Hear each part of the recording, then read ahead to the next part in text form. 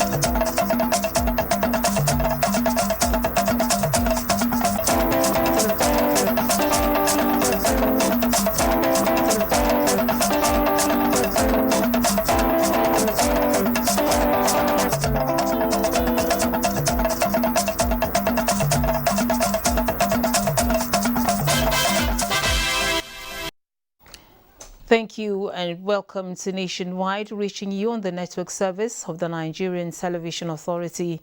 I am Lami Ali. You can follow this news broadcast live on our website nta.ng/live, NTA's News Now, and other social media platforms displayed on the screen for updates. Now, the Nigerian Investment Promotion Commission has been tasked to collaborate more effectively with critical stakeholders in charting a pragmatic course towards revamping and strengthening the nation's investment drive for sustainable economic growth and development. President Muhammadu Buhari threw the challenge after receiving a briefing from the Executive Secretary of the Commission on Nigeria's investment ecosystem. Details of this report will come to you subsequently. As policymakers and operators of free trade zones converge on Abuja, President Muhammadu Buhari says the annual gathering will enhance intra-African trade and promote peer review by the operators in what he describes as a game changer for Africa's industrialization. In a message to the 7th annual meeting of the Africa Economic Zones Organization and the 5th Symposium on Special Economic Zones of the African Union, the president expressed worry over Nigeria's inability to attain full potential 30 years after the start of the free trade zone scheme in the country. Leah Katung Babatunde has the report. Free trade zones have been a tool that countries around the world have used to expedite and encourage foreign commerce and industry. Nigeria's free zone schemes was first developed with the idea of utilizing the Export Processing Zone Schemes EPZ to promote export-oriented industries. The scheme has been able to record significant milestones, giving birth to landmark infrastructure projects that have the potential to completely transform the local and regional business environment. For President Muhammadu Buhari, more still needs to be done. The scheme in Nigeria still lacks in delivering key economic developmental indices compared to what has been attained by free zone schemes in other climes. Nigerian free zone operators should therefore be ready to learn from their colleagues in this meeting. We still have a lot of room to improve, and we are learning from best practices across the world. That's why it's very important for us to attend AZO events. Over the past 5 years, 60 million jobs have been created in agro-processing, industrial fields and services, and more than $2.6 billion has been invested in the development of special economic zones projects in the continent. Africa has an abundance of natural resources, oil, gas, minerals and metals, as well as an extensive blue economy that must be rapidly industrialized. We need to do more in the future to broadly involve the African SEZ among several stakeholders of the African economic integration agenda. While the African region is home to about 17% of the world's population, it only accounts for 2.5% of global trade. With the theme African Special Economic Zones, Engine for Resilience and Accelerator for Sustainable Industrial Value Chain, participants are focused on an industrialized Africa befitting for all. In Abuja, Leakatun Babatunde, NTA News. 9 oil-producing states have received a total of 625.43 billion naira 13% oil derivation, subsidy and Shopee refunds from the Federation accounts in the last 2 years. The states that received the refunds dating from 1999 to 2021 are Abia, Akwa Ibom, Bayelsa, Cross River, Delta, Edo, Imo, Ondo and River States. Elizabeth Moru has details of the refunds. Data obtained from the Federation Accounts Department, Office of the Accountant General of the Federation, show that a total of 477.2 billion naira was released to the 9 states as refund of the 13% derivation fund on withdrawal from excess crude account (ECA), without deducting derivation from 2004 to 2019, leaving an outstanding balance of 287.04 billion naira.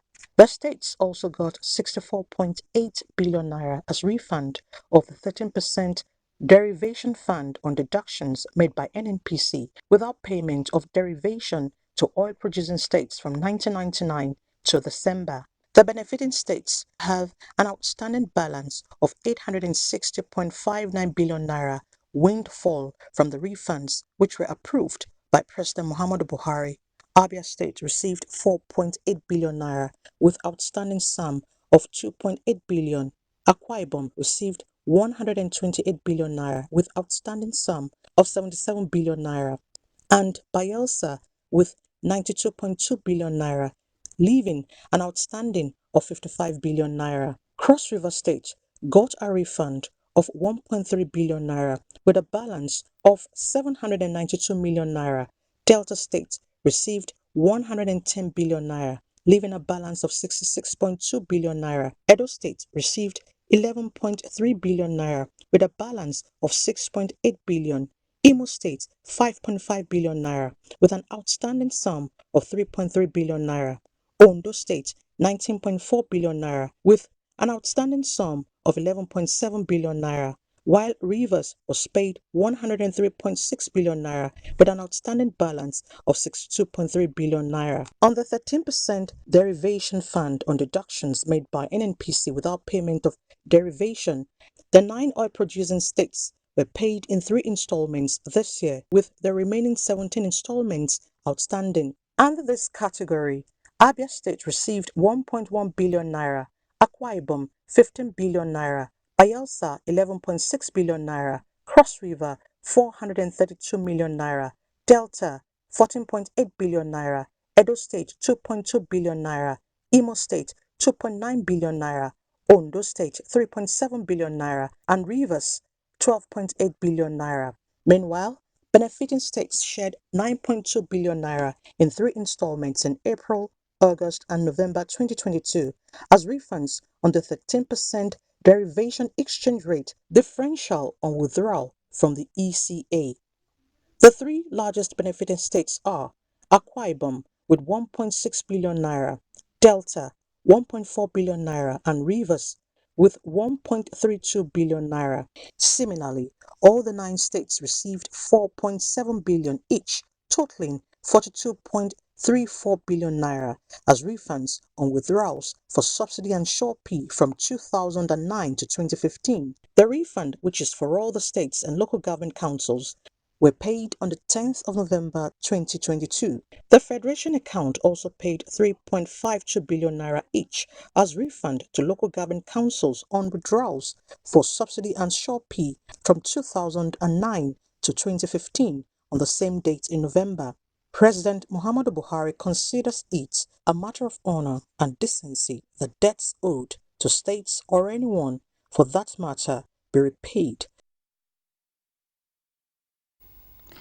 And the Nigerian midstream and downstream petroleum regulatory authority says respite is on the way for motorists in Abuja and environs. The regional coordinator, NMDPRA Abuja, Major Abdul Qadir, who visited Suleja Depot to interface with tanker drivers, assures that products trucking have been intensified as supply chain issues are resolved. Lydia Sampson has the story.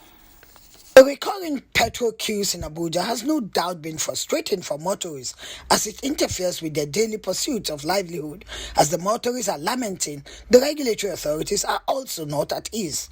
The visit to Suleja Depot by Majida Abdul Kadir, Regional Coordinator, NMDPRA Abuja, proves it. She says it is a follow-up to a previous closed-door meeting to find common ground where some of the tanker drivers who threatened to down tools recanted and started loading and discharging the product. From information gathered by the escorts of these trucks to their various stations, that trucks left as early as 9:30 in the morning. So these ones that you're seeing right now are trucks with issues. These products are readily available and we need them out in the station so that we can reduce the queues we have drastically. Representatives of various groups at the depot gave their commitments to the accord. I have dispatched all the trucks. You can see it. The timer is almost empty. It is only 5 or 7 trucks that have an issue. The one that has issue, maybe they will resolve the issue. If things are smoothly going like this, the trucks are coming, because even today we have received a manifest from Pinnacle of some of the trucks that has been loaded, and which we always try to be monitoring them and see when they arrive safely. The NMDPRA delegation also visited a petrol station that had a mishap while offloading petrol product. The team leader says they are optimistic that the engagements across the value chain will fast-track product loading and evacuation that will in turn ease congestions across petrol stations. In Abuja, Lydia Sampson, NTA News. Now, the federal government is deploying hybrid solar-powered plants to universities in the country to improve access to electricity towards enhancing quality of learning and research. Joshua Jito reports that Usman Danfodio University in Sokoto is the latest beneficiary of the Energizing Education program. A well-thought-out initiative conceived by the Federal Ministry of Power to light up universities across the country excites students of Usman Danfodio University, Sokoto. When you are walking alone, you'll be scared, but since they have planned the solar now, we'll be able to see lights everywhere we are going. And it's a very big achievement, it's a great achievement. Minister of Police Affairs, Muhammad Megari Dingyadi, inaugurates the 2-megawatt solar hybrid-powered plant on behalf of President Muhammadu Buhari. Implemented under the Energizing Education program and funded with the proceeds of Green Bond, the innovation demonstrates Nigeria's commitment to achieving sustainable energy for all. This project aims to provide sustainable and reliable electricity to the entire campus, improve education, and create a better university experience for both students and the staff. The EEP is one of many policy interventions of the federal government of Nigeria through the ministry, which is aimed at closing energy access gap in learning institutions. It is also ensures that these students will have access to a workshop and training centers for training in renewable energy. With expected gains on increasing access to electricity within the universities across the country, among others, the project will also empower female students through internship program in science, technology and engineering. Joshua Ojito, NTA News. Ignorance of the law is not an excuse, was the reminder the House of Representatives gave Nigerian Egypt Oil Company Limited when it claimed not being aware of obligations in relation to capital allowance, a form of tax relief enjoyed by companies on assets investment in Nigeria.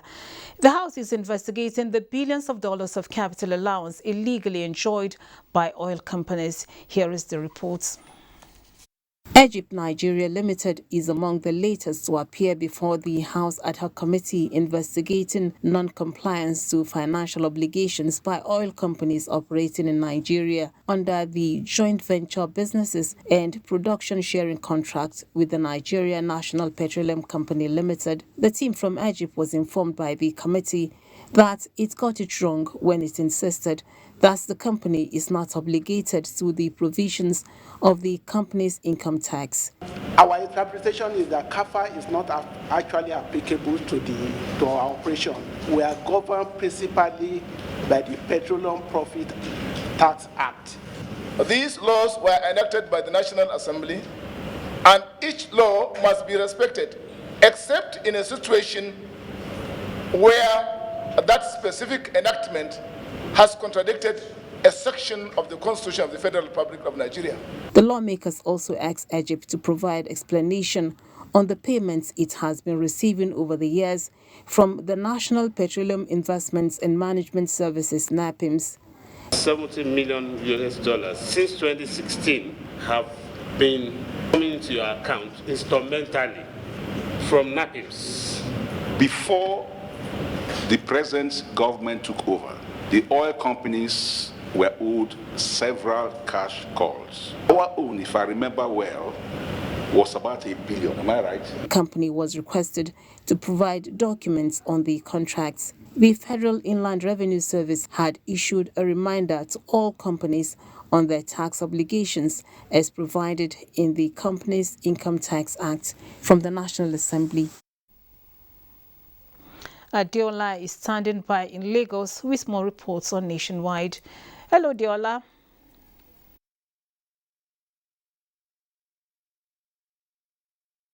Hello, Lami. As part of efforts aimed at tackling the growing trend of examination malpractice in the country, the National Examination Council, NECO, at a one-day workshop has called on stakeholders to rise up to the challenge as the menace has become an issue of national concern. Iyabo Walieri reports that the workshop was in collaboration with the National Assembly Committee on Universal Basic Education.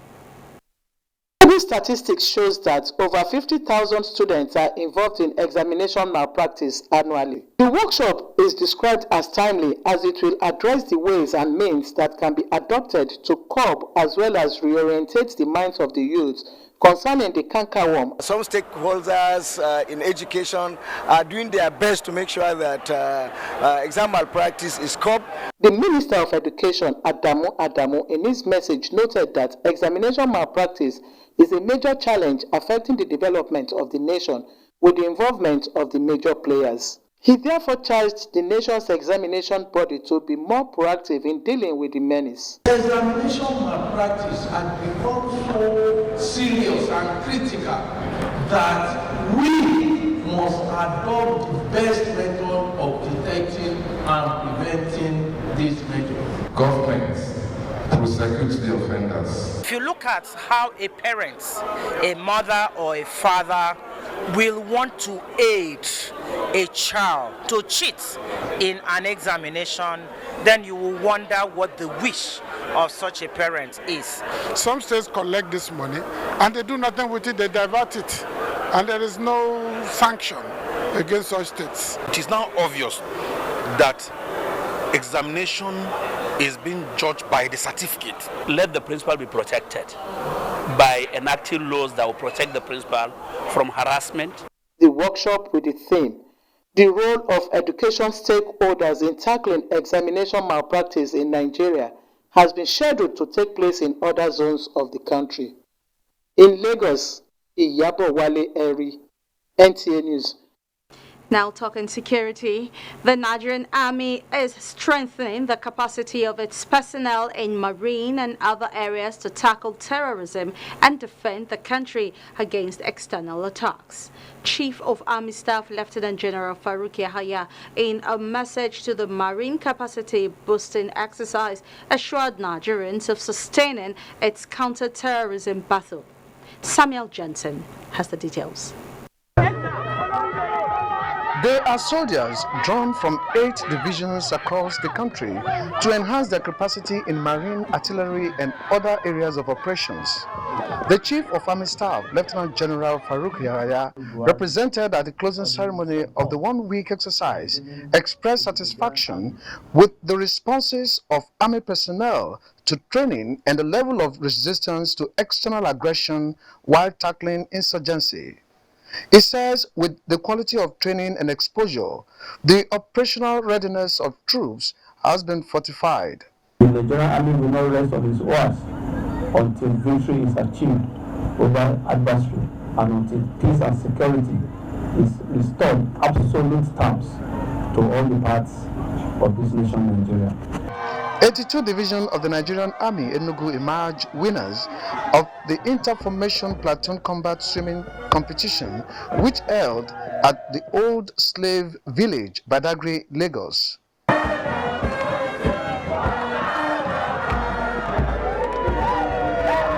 8 army divisions participated in the competition, which started at the National Stadium, Surulere, Lagos, with conventional swimming and ended at the Old Slave Village, Badagry, with combat swimming.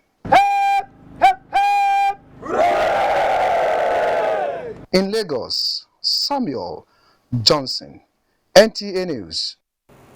Do not forget that you can follow this news broadcast live on our website at nta.ng/live and on our other social media handles displayed on the screen for updates. Nationwide will continue with Lami in Abuja after the timeouts to stay.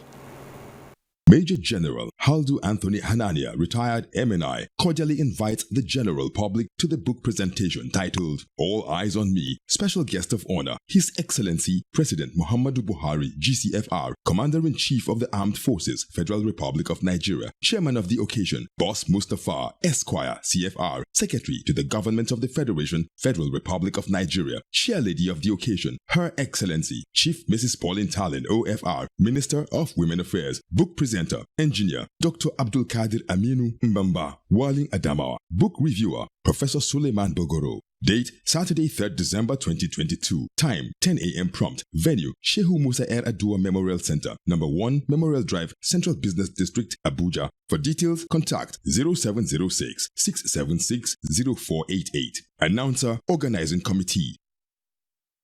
St. Murumba Old Boys Reunion 2022 from 2nd to 4th December 2022. First day, there will be a tour of the college by alumni and meeting with management. Second day, there will be a dinner night at Treasures Hotel, Crispan Hotel, Jonah Jangway, Refuge Jos.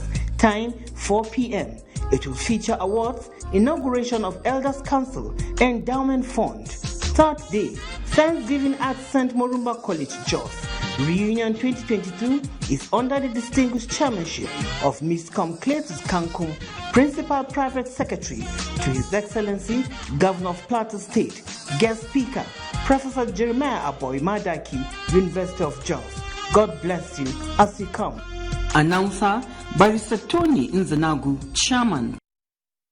The Kagera Merit Council, the organizing committee of the installation ceremony of His Royal Highness, the second Emir of Kagera, Malam Ahmed Garbaguna Atayim II, wish to inform the general public that our beloved royal father will officially be installed and presented his staff of office on Saturday, 3rd of December 2022. Special guest of honor is His Excellency, the Governor of Niger State. Royal Father of the day is His Eminence, the Sultan of Sokoto, Alhaji Muhammad Saad Abubakar CFR. Chief host is His Royal Highness, the Esunupe and Chairman, Niger State Council of Traditional Rulers, Alhaji Yahya Abubakar CFR. Venue is the Engineer A. Kure Memorial Stadium, Kagera, by 9 a.m.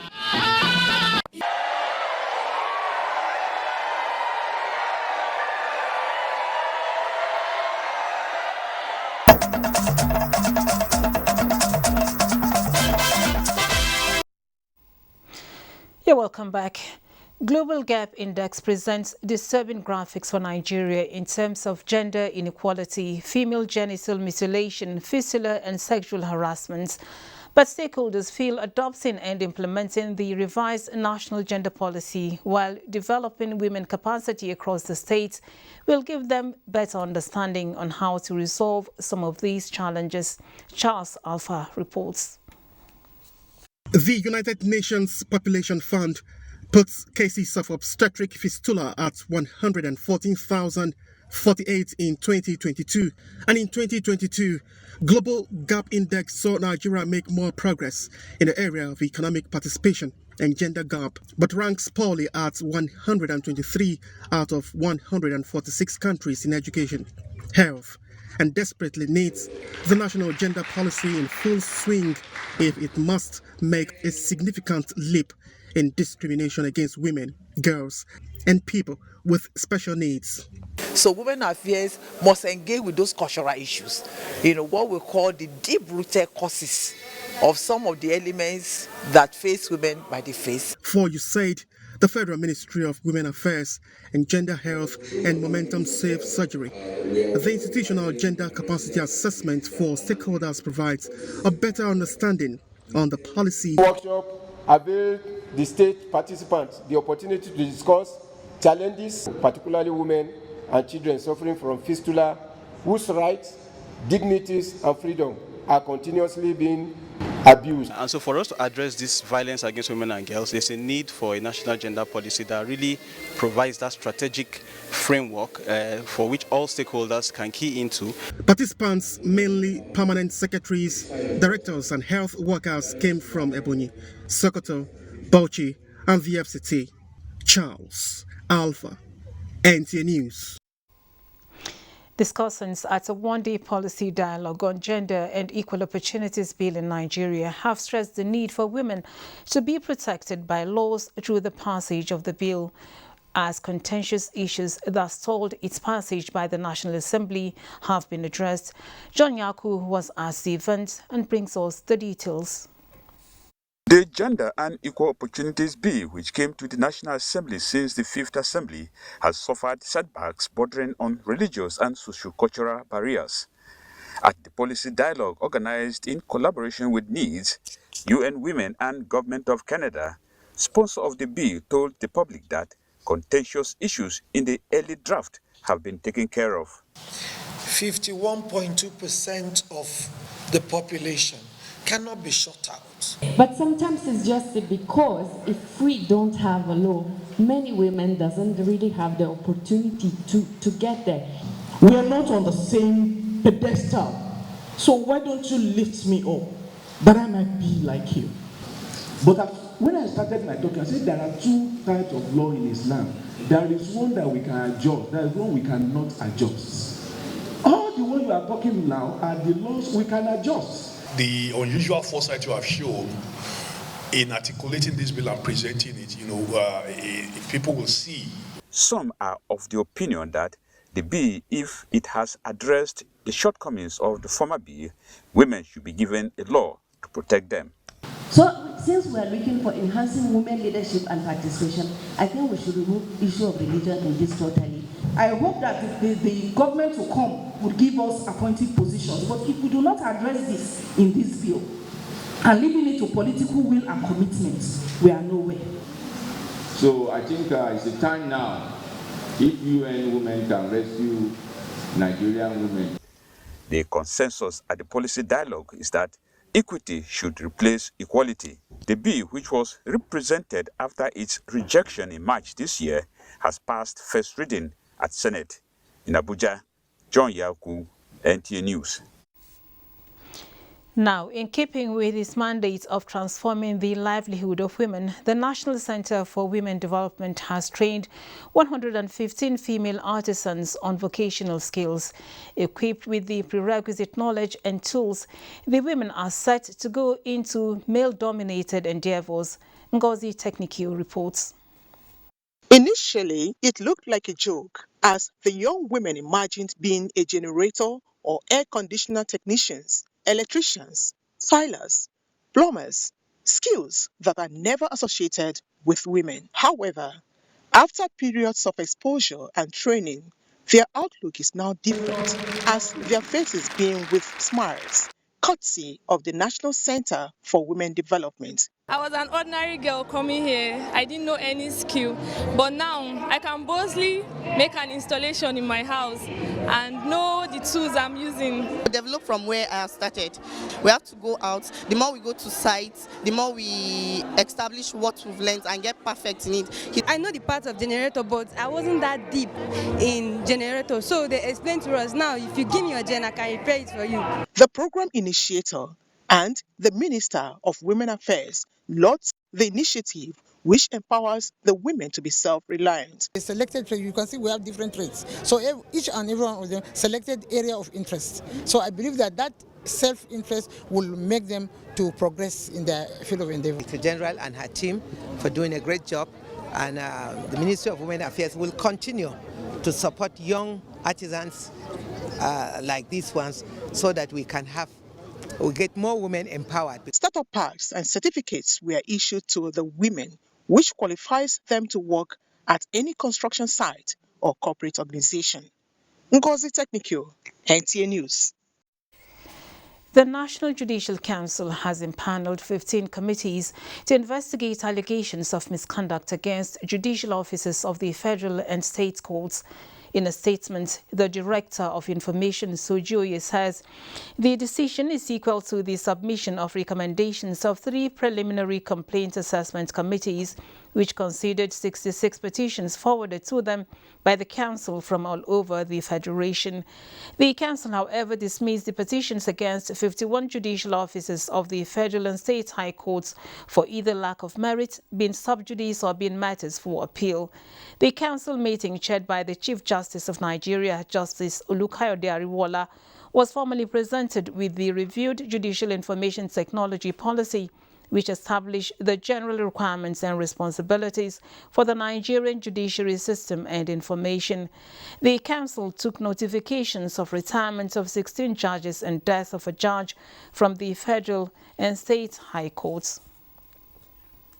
To security now, tactical operatives of Zamfara State Police Command have rescued 15 kidnapped victims and arrested some 7 suspected notorious criminals that have been terrorizing the state.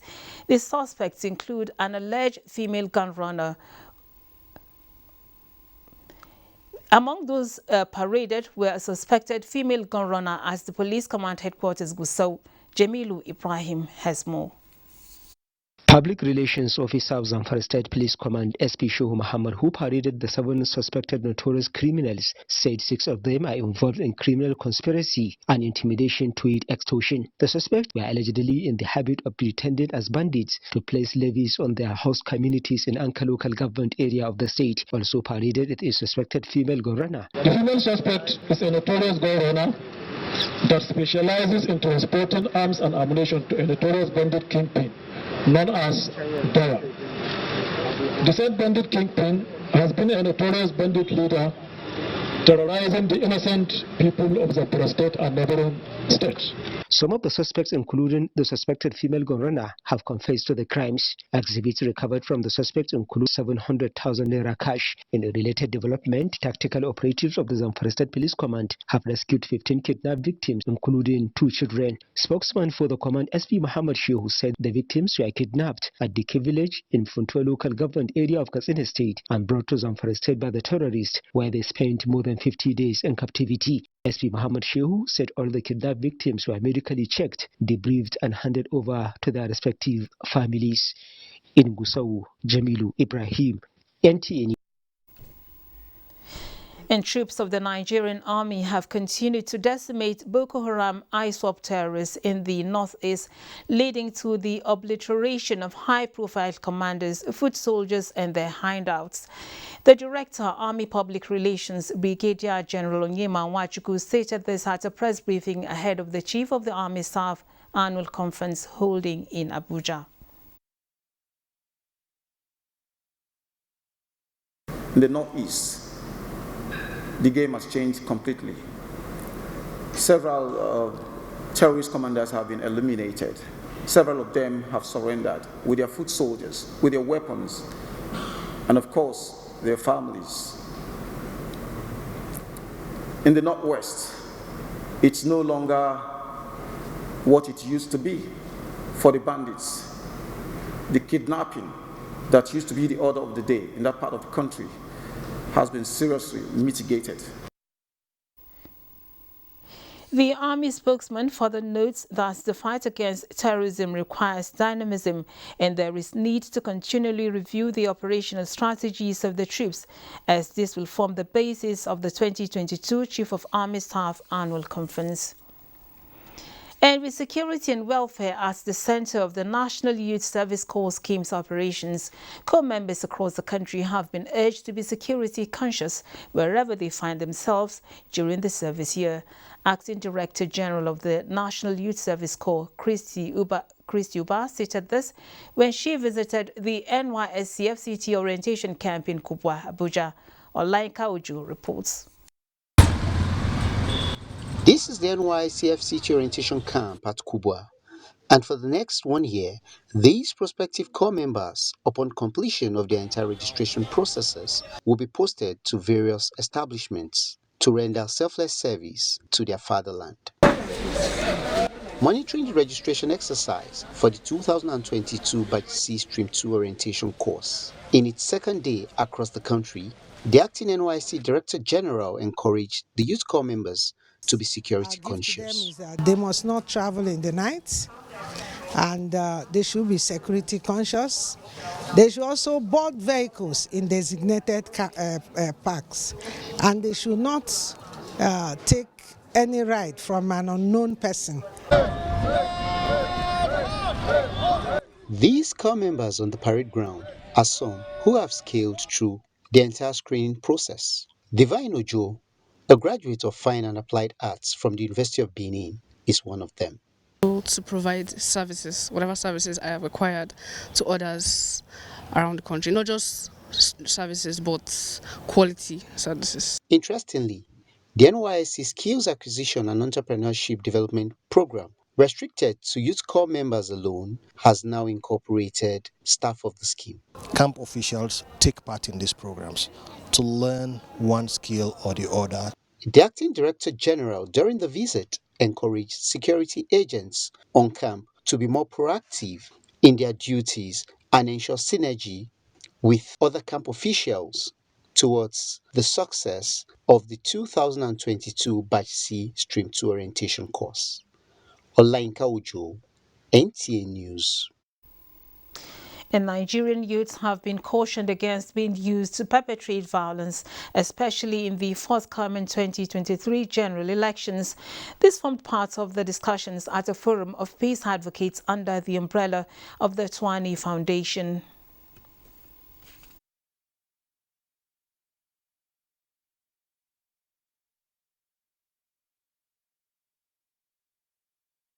Why we organize the project Peace Africa is because we want a situation where we also interact with the youth and also tell them that violence is not the way forward, and they should also not vote.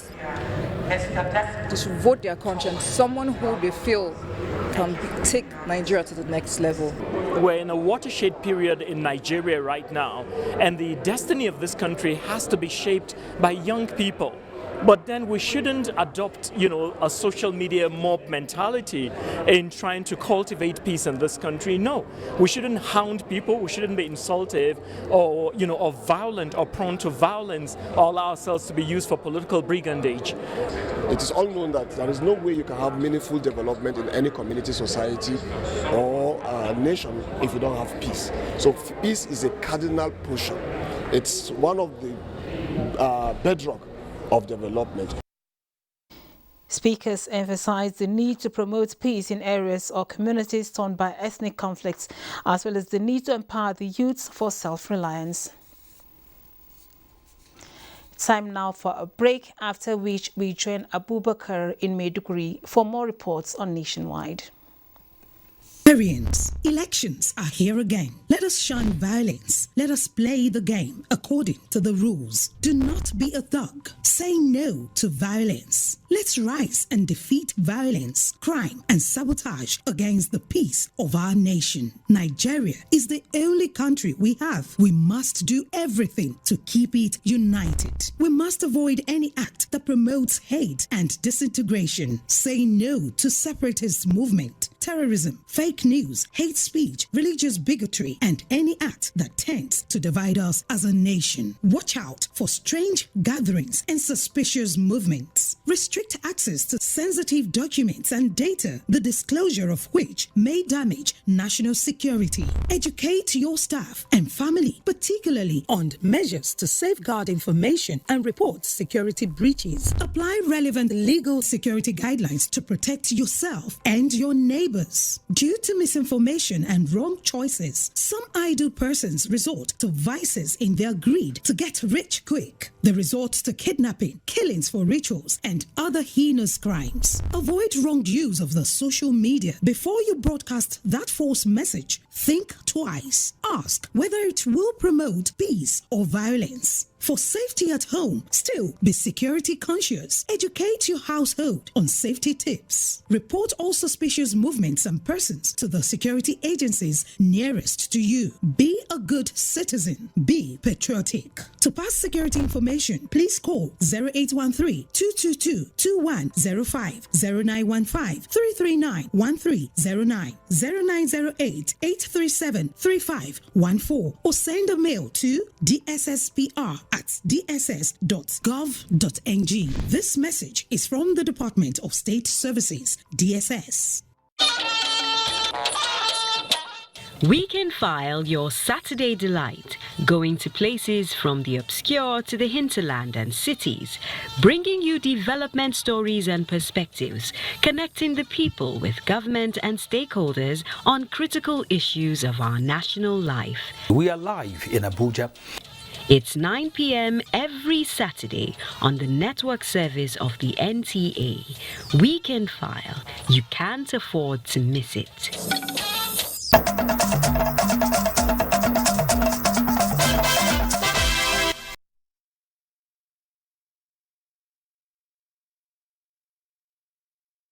Nationwide up to this moment, and this is Maiduguri Network Center. Let's move on now. Victim Support Fund, VSF, has flagged off second phase of the Borno State government's program on return and resettlement of IDPs, where about 6,000 households from 9 local government areas of the state taking refuge at Gubio IDPs camp are set to return. Here are more details of the story.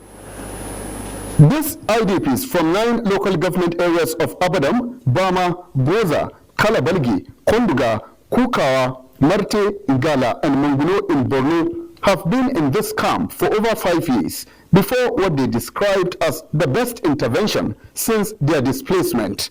Out of the 5,737 households, each male and female head of households are being given 100,000 naira, while married women are receiving 50,000 naira through the microfinance bank, in addition to other modalities put in place to ensure their safety and comfortability upon return. We're going to support the families who want to go back to their various income generating activities. We would go into key areas of peace building. The Victim Support Fund right now is in the process of developing our 3-year strategy. And the 3-year strategy in Borno State will be focusing on the local governments and towns where we are taking back the IDPs. They should be courageous enough to stand for themselves. This is the largest camp among the first phase of the camp. The IDPs, who are expected to be transported in batches, were also given food and non-food items. The overwhelming resilience shown by these people over the years has really paid off, because they are not only returning to their ancestral homes finally, but in a dignified manner. In fact, beyond their expectations. Video teleconference towards strengthening primary health care programs across the state. The annual video conference with Borno State Governor Babagana Umar Zulum, Bill and Melinda Gates Foundation, Aliko Dangote Foundation and partners on primary health care program was to review the achievements and challenges encountered in 2022. Yagum Subukar will now bring us more details. This is the first year after the signing of the Primary Healthcare Memorandum of Understanding by Borno State Government with Bill and Melinda Gates Foundation, Aliko Dangote Foundation, and UNICEF to strengthen the primary healthcare system in a state where facilities were destroyed by insurgency. I really appreciate the emphasis, the priority you've given to the primary healthcare services. The goal of the primary healthcare MOU is to facilitate the integration of primary healthcare programs to achieve uniform growth, resolving the challenges of inadequate distribution and access of health services and resources. We'll continue to work with you to advocate for more rationalization in the way they are being deployed. Borno State Governor Professor Babagana Umar Zulum said, with improved security, the health sector will witness improved fundings to cover up gaps in the primary health care services towards achieving universal health care coverage. We continue to work with the local government area teams as well to learn of their challenges on the job and ensure proactive measures are implemented to resolve them. Representatives of the Minister of Health, Executive Director, National Primary Healthcare Development Agency, and that of the Show of Borno are sure to help in strengthening primary healthcare services in Borno State. Borno State Commissioner of Health, Mohammed Arab Alhaji, while highlighting achievements and challenges encountered during the year under review, thanked the State Governor Babagana Umar Zulum for the payment of counterpart fundings and prayed for sustained integrated technical support to the State Ministry of Health and State Primary Healthcare Development Agency. In Maiduguri, Yagum Subukar, NTA News. And those are the latest stories for now from Maiduguri. Let us at this point return to Lami in Abuja for more on Nationwide. Good evening. Thank you so much, Abubakar. Chairman of the Independent National Electoral Commission, INEC, Professor Mahmoud Yakubu, says ongoing efforts by some unscrupulous elements to delegitimize 2023 general elections will not succeed if the media remains professional. He said this while addressing a one-day strategic interactive meeting with line editors in Lagos. The INEC boss, who also frowned at violation of electoral laws by political parties during ongoing campaigns, appealed to the media to join the solidarity against fake news and disinformation. Now, for everyone to take responsibility in the security of lives and property of citizens before, during, and after the 2023 general elections, as it is usually said that security is everyone's business, then the public must be abreast with what constitutes offences in the Electoral Act 2022. That is the essence of the meeting between the National Orientation Agency and the Police Community Relations Committee, FCT chapter. Kenneth Nanim reports. The pre-election violence being experienced currently in parts of the country is raising concerns on the credibility of the outcome of the 2023 general elections. Now, the National Orientation Agency and the FCT chapter of the Police Community Relations Committee, PCRC, are putting heads together, charting a new roadmap towards assisting the police as a lead security agency to provide the needed security during electioneering campaigns and beyond. Critical stakeholders ourselves in ensuring a peaceful, inclusive, and credible general elections. We all have roles to play. Exposing the provisions of the Electoral Act of 2022 with regards to electoral offences, violence and crimes. The lead speaker noted adequate sensitization of the people as key.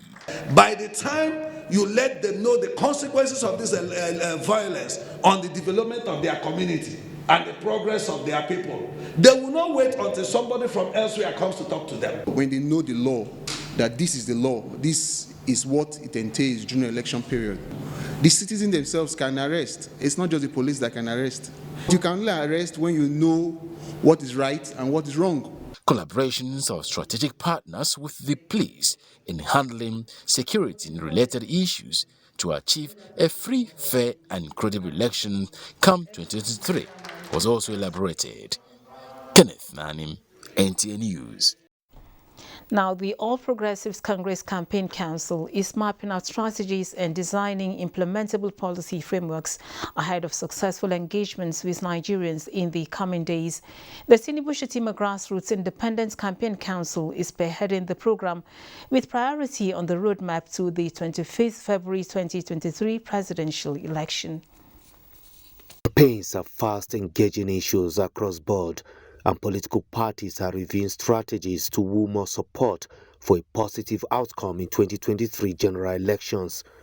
And the APC is up to speed in developing and implementing a workable document to approach Nigerian masses with innovative solutions to national challenges. We'll take into consideration all these positives, and then harmonize it into deliverable messages and programs, to present, to Nigerians all over. I believe that we're in a very, very good position going forward. And by the grace of God, our party and our candidate will win the 2023 election. I'm hopeful that in the next 48 hours, before the end of the week, we should be able to get a working document from the Policy and Strategy Committee. That document will be transmitted to the apex body of the leadership, and thereafter we will start the flag off proper. The Policy and Strategy Committee under the Tinubu-Shettima Grassroots Independent Campaign Council is confident that the frameworks of its national assignment will add value to the Ba'ath movement and guarantee a participatory process. In Abuja, Abubakar Akwanga, NTA News. A new professional body that will oversee activities of individual broadcasters has inducted its first set of 300 members in Abuja. Chimdimma Ndubusi reports that the Association Society of Nigerian Broadcasters (SNB) has been registered with the Corporate Affairs Commission in 1994. That in my capacity as a member, 300 inductees being granted license to professionally practice the art and science of broadcasting. The new body of knowledge, Society of Nigerian Broadcasters, has a cutout role to wield the stick of compliance with broadcast ethical codes, values, principles and guidelines on only individual broadcast practitioners and not organizations. The SNB therefore offers all of us broadcasters in Nigeria a platform that will put us on the same pedestal as the other professional bodies in this country. We're still working very hard with the National Assembly to get the bill passed, and I believe before the end of this National Assembly we'll be able to achieve that. Degrees Nigerian University will start offering is VSC broadcasting. Must make it mandatory. Anybody who is going to teach broadcasting must be a member. Discussions centered on how to successfully manage broadcast operations in a developing society, sustainability in the face of emerging technologies, issues of funding autonomy, production of creative content, and credibility in an era of social media biases were identified as key components for sustainability. Management is the difference between great and failed stations. Units, sections, and departments should be managed, not by the DG, not by the executive director, but by the unit heads. Bureaucracy, let us improve efficiency. Well, the Nigerian Television Authority, as a trailblazer, topped the chart of inductees. What that implies is we have already keyed into the society, because there's one society that sets standards for broadcasters. That, I think, is going to enhance our duties and our jobs, and professionalism would come to play. Hajia, who has been in the broadcast world for 3 decades now, is elated that a guiding body has been born in Abuja. Chimdimma Ndubusi, NTA News. And here comes the sports update.